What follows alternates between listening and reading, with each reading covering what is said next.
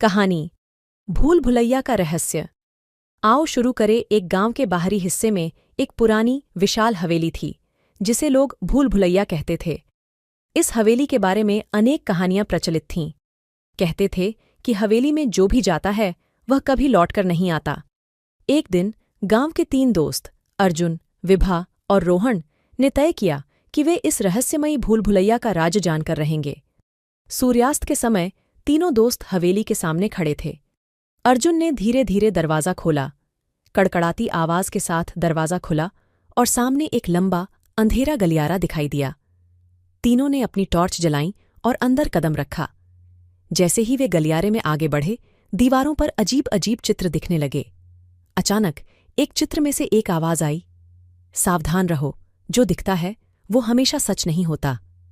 विभा ने सहमते हुए कहा, ये कैसी जगह है? अर्जुन ने हिम्मत बटोरी और बोला, हमें आगे बढ़ना चाहिए। वे आगे बढ़ते रहे और एक कमरे में पहुंचे। कमरे के बीचों बीच एक पुराना धूल भरा संदूक रखा था। रोहन ने संदूक खोला। उसमें एक पुराना नक्शा था।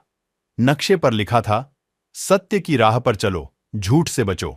वे नक्शे को देखकर अगले दरवाजे की ओर बढ़े। दरवाज़ा खोलते ही वे एक और भूल भुलैया में पहुंच गए। हर रास्ता एक नए कमरे की ओर जाता था जिसमें एक नई पहेली छुपी थी। एक कमरे में उन्होंने देखा कि फर्श पर शतरंज की बिसात बनी थी और एक शतरंज का मोहरा गिरा हुआ था।